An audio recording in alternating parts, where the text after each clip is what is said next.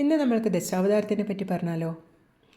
ദശാവതാരത്തിനെ പറ്റി എല്ലാവർക്കും അറിയാമായിരിക്കും അല്ലേ. ഭഗവാൻ വിഷ്ണു ധർമ്മ സംസ്ഥാപനത്തിൻ്റെ ഭാഗമായിട്ട് ഓരോ യുഗത്തിലും വിവിധ രൂപങ്ങളിൽ അവതരിച്ചു എന്നാണ് ഈ സങ്കല്പം പറയുന്നത്.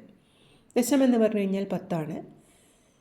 അത് പണ്ട് പഠിച്ചൊരു ശ്ലോകം പറയാമെന്ന് വെച്ച് കഴിഞ്ഞാൽ, മിനായതും കൂർമ്മമതായതും നീ, പീനം വരാഹാകൃതി പൂണ്ടതും നീ, മഹാനൃസിംഹോത്തമനായതും നീ, മഹീതലേ വാമനനായതും നീ, ക്ഷമാതലേ ഭാർഗവനായതും നീ, രമാപദേ രാഘവനായതും നീ, യഹാപി നീലാംബരനായതും നീ, മഹാനുഭാവ പ്രഭവേ നമസ്തേ എന്നാണ്. അതായത് ഫസ്റ്റ് അവതാരമായിട്ട് പറയുന്നത് മത്സ്യാവതാരമാണ്, മീൻ.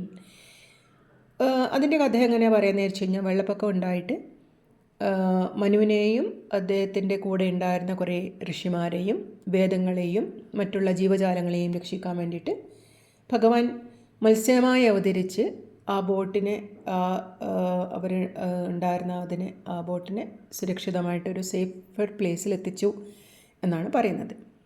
പിന്നെ അടുത്തതാണ് കൂർമ്മം. കൂർമ്മം എന്ന് വെച്ച് കഴിഞ്ഞാൽ എല്ലാവർക്കും അറിയാം, ആമയാണ്. ആമയുടെ പ്രത്യേകത എന്താണെന്ന് വെച്ച് കഴിഞ്ഞാൽ, കരയിലും ജീവിക്കും, കടലിലും ജീവിക്കും, അല്ലെങ്കിൽ വെള്ളത്തിലും ജീവിക്കും, കരയിലും ജീവിക്കും. അപ്പം ഇതിൻ്റെ കഥ എങ്ങനെയാണെന്ന് വെച്ച് കഴിഞ്ഞാൽ, പാലാഴി കടഞ്ഞ് അമൃതുണ്ടാക്കിയ കഥ അറിയാമായിരിക്കുമല്ലോ. അപ്പോൾ അതിൻ്റെ മത്തായിട്ട് ഉപയോഗിക്കുന്നത്, അല്ലെങ്കിൽ കടയുന്ന കോലായിട്ട് ഉപയോഗിക്കുന്നത് മന്ദരപർവ്വതത്തെയാണ്. അങ്ങനെയാണ് കഥ. അപ്പം മന്ദരപർവ്വതം കടലിലേക്ക് ഇങ്ങനെ താണു പോവുകയാണ്. അപ്പോൾ ആ താഴ്ചയിൽ നിന്നും മന്ദരപർവ്വതത്തെ ഉയർത്തി നിർത്താൻ വേണ്ടിയിട്ടാണ് കൂർമ്മമായിട്ട് കടലിനടിയിൽ പോയിട്ട് ഭഗവാൻ അതിനെ ഉയർത്തി സപ്പോർട്ട് ചെയ്തു എന്നാണ് കഥ. പിന്നെ അടുത്തത് വരാഹരൂപമാണ്. വരാഹം എന്ന് വെച്ച് കഴിഞ്ഞാൽ പന്നിയാണ്. വരാഹം എന്താണ്, അതിൻ്റെ കഥ എങ്ങനെയാണ്? ഹിരണ്യാക്ഷൻ ഭൂമിയെ എടുത്ത് കടലിനടിയിൽ ഒളിപ്പിച്ചപ്പോൾ വരാഹം പോയിട്ട് അതിൻ്റെ കൊമ്പിൽ കോർത്ത് ഇങ്ങനെ ഭൂമിയെ ഇങ്ങനെ താങ്ങി നിർത്തി അതിൻ്റെ പഴയ സ്ഥാനത്തെത്തിച്ചു എന്നുള്ളതാണ് കഥ. പിന്നെയുള്ളത് നരസിംഹാവതാരമാണ്. നരസിംഹത്തിൻ്റെ ഹാഫ് മനുഷ്യൻ ഹാഫ് മൃഗമാണ് അല്ലേ. അത് ഹിരണ്യകശിപുവിനെ കൊല്ലാൻ വേണ്ടിയിട്ടാണ് നരസിംഹം വരുന്നത്.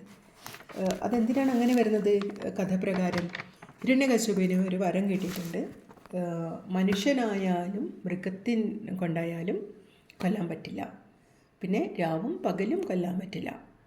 അതുകൊണ്ടാണ് ഒരു സ്തുതിയുണ്ട് അല്ലേ, നരസിംഹത്തിനെ പറ്റിയിട്ടുള്ളൊരു സ്തുതിയുണ്ട്. എന്താണ്, മനുഷ്യനല്ല മൃഗവുമല്ല, രാവല്ല പകലല്ല, തിരുസന്ധ്യ നേരത്താണ് നരസിംഹത്തിനെ കൊല്ലുന്നത്. പിന്നെ വരുന്നത് വാമനനാണ്. വാമനൻ എന്ന് വെച്ച് കഴിഞ്ഞാൽ ചെറിയൊരു മനുഷ്യൻ അല്ലേ, ഓർത്ത് നോക്ക്, ചെറിയൊരു മനുഷ്യനാണത്. പിന്നെ മഹാബലിയെ പാതാളത്തിലേക്ക് ചവിട്ടിത്താഴ്ത്താൻ വേണ്ടിയിട്ടാണ് വന്നു എന്ന് പറയുന്നത്. പിന്നെ വരുന്നത് വളരെ നിഷേധിയായ പച്ചയായ ഒരു ആംഗ്രി ബേർഡ് എന്നൊക്കെ പറയാൻ പറ്റുന്ന പരുക്കനായ പരശുരാമനാണ് പിന്നെ വരുന്നത്. ഒരു ആദിമ മനുഷ്യൻ്റെ ക്യാരക്ടറിസ്റ്റിക്സൊക്കെയാണ് നമുക്ക് പരശുരാമൻ എന്നാലോചിക്കുമ്പം വരുന്നത് മനസ്സിൽ. പിന്നെ വരുന്നത് രാമനാണ്. രാമനെ എല്ലാവർക്കും അറിയാം, ഒരു രാജാവ് എന്ന നിലയിൽ അദ്ദേഹം അഗ്രഗണ്യനായിട്ടുണ്ടെങ്കിലും ഒരു മനുഷ്യൻ എന്ന നിലയിൽ അദ്ദേഹം മനുഷ്യൻ്റെ എല്ലാ ബലഹീനതയോ എല്ലാ കുറവുകളോടും എല്ലാ വികാര വിക്ഷേപങ്ങളോടും കൂടി ജനിച്ച ഒരു മനുഷ്യനാണ് രാമൻ. പിന്നെ പറയുന്നത് കൃഷ്ണനെ പറ്റിയിട്ടാണ്, 8ാമൻ. അപ്പം കൃഷ്ണനെ പറ്റിയിട്ട് പറയുകയാണെങ്കിൽ നമ്മൾക്കറിയാം, കൃഷ്ണനെ ആലോചിക്കുമ്പോൾ തന്നെ നമ്മൾക്കൊരു തരികിട ഒരു ആളാണ് മനസ്സിലല്ലേ. പ്രണയാതുരനായിട്ടുള്ള, സംരക്ഷകനായിട്ടുള്ള, അല്ലെങ്കിൽ അത്യാവശ്യം കളികളൊക്കെ കയ്യിലുള്ള, ക്രൂക്കഡായിട്ടുള്ള, വേണ്ട സമയത്ത് സാമർഥ്യം കാണിക്കുന്ന, എന്നുവെച്ചാൽ നമ്മൾ ഒരു എന്താ പറയുക, ജീവിതത്തിൽ ഒരുപാട് അച്ചീവ് ചെയ്ത ആളുകളുടെ ഒരു ക്യാരക്ടറിസ്റ്റിക്സ് നോക്കിക്കഴിഞ്ഞ് കഴിഞ്ഞാൽ നമുക്ക് കൃഷ്ണൻ്റെ കള്ളത്തരങ്ങളൊക്കെ കുറേയൊക്കെ കാണാം. പ്ലെയിനായിട്ടായിരിക്കില്ല, ചിലപ്പം അധികം വരും, രാമനെ പോലെ ആയിരിക്കില്ല. കൃഷ്ണൻ എന്ന് പറയുന്നത് കുറച്ചും കൂടി കള്ളികളൊക്കെ കയ്യിലുള്ള ഒരു മനുഷ്യനാണ്. പക്ഷേ അങ്ങനെയൊക്കെ കയ്യിലുള്ള കൃഷ്ണൻ്റെ ഒരു ഫോം എന്ന് പറയുന്നത് വളരെ അൺകണ്ടീഷണൽ ലവ് ആയിട്ട് പറയുന്നുണ്ട്. അത് അൺകണ്ടീഷണൽ ലവ് എന്ന് പറഞ്ഞാൽ കഴിഞ്ഞാൽ എന്താണ്, ഭക്തിയുടെ ഒരു ഫോമാണ്. അതായത് ഒരു മനുഷ്യനിൽ അൺകണ്ടീഷണൽ ലവ് എന്ന ഒരു കൺസെപ്റ്റ് ഉണ്ടെങ്കിൽ മാത്രമേ അയാൾക്കൊരു ഭക്തനാവാൻ കഴിയുകയുള്ളൂ. അല്ലെങ്കിൽ നമ്മൾക്ക് എവിടെയോ ഒരു ദൈവമുണ്ടെന്ന് സങ്കല്പിച്ചിട്ട് നമ്മൾ കാണാത്ത, കേൾക്കാത്ത, നമ്മളുടെ മുന്നിൽ ഒരിക്കലും വരാത്ത ഒരു രൂപം ഉണ്ടെന്ന് സങ്കല്പിച്ചിട്ട് നമ്മൾക്ക് എന്നും ആലോചിക്കാൻ പറ്റുന്നതും എന്നും അതിനെ നമുക്ക് ഇഷ്ടപ്പെടാൻ പറ്റുന്നതും അൺകണ്ടീഷണൽ ലവ് എന്നുള്ള ഒരു കാര്യം നമ്മുടെ മനസ്സിലുള്ളത് കൊണ്ടാണ്. ഓക്കെ, അപ്പം അടുത്തത് വരുന്നത് 9ാമത്തെ വരുന്നത്, മുന്നൊക്കെ ആണെങ്കിൽ പറയുന്നത് 8 അവതാരങ്ങളുടെ കഥയാണ് ശരിക്കും പറയുന്നത് കേട്ടോ, അതായത് കൃഷ്ണൻ വരെ. പിന്നീട് ചേർക്കപ്പെട്ടതാണ് ബുദ്ധനെന്നും അല്ലെങ്കിൽ ബലരാമൻ, അങ്ങനെ ഒരു കൺഫ്യൂഷൻ അതിലുണ്ട് 9ാമത്തേത് ആരാണ് എന്നുള്ളതിൽ. പക്ഷേ ഇപ്പം ഈ അയോധ്യയിലേക്ക് ക്ഷേത്രം പുനഃസ്ഥാപിച്ച സമയത്ത് ബുദ്ധനാണ് നമ്മളുടെ 9ാമത്തെ അവതാരമെന്ന് ഉറക്കെ പ്രഖ്യാപിച്ചതായിട്ട് അങ്ങനെയൊക്കെ ഉണ്ട് അവിടെ. ബുദ്ധനെ ഡെപ്പിക്റ്റ് ചെയ്തിട്ടുണ്ട് 9ാമത്തെ അവതാരമായിട്ട്. അപ്പോൾ എന്തായാലും അങ്ങനെ പറഞ്ഞതുകൊണ്ട് നമുക്ക് ബുദ്ധനെ പറ്റിയിട്ട് പറയാം. ബുദ്ധൻ എന്ന് പറയുമ്പം നമുക്കറിയാം വളരെ മെഡിറ്റേറ്റിംഗ് ഫോമായിട്ടുള്ളൊരു ബുദ്ധനാണ്, അതായത് കാംനെസ്, കൈൻഡ്നെസ്, അല്ലെങ്കിൽ ഈ കൃഷ്ണൻ ഉണ്ടാക്കി വെച്ചിട്ടുള്ള ആ അച്ചീവ്മെൻറ്റ്സിൻ്റെ ബഹളങ്ങളിൽ നിന്നൊക്കെ മാറി ഉള്ള ഒരു മനുഷ്യൻ, ഒരു മെഡിറ്റേറ്റിംഗ് ഫോമിലുള്ളൊരു ആളായിട്ടാണ് ബുദ്ധൻ പറയുന്നത്. പിന്നെ 10ാമത്തേത് കൽക്കി. ഇതുവരെ ജനിച്ചു എന്നും പറയുന്നുണ്ട്, കുറേ ആൾക്കാർ ജനിച്ചിട്ടില്ല എന്നും പറയുന്നുണ്ട്, എവിടെയെങ്കിലും ഉണ്ട് എന്ന് പറയുന്നുണ്ട്, വരാൻ പോകുന്നതേ ഉള്ളൂ എന്ന് പറയുന്നുണ്ട്, നമുക്ക് അറിയില്ല.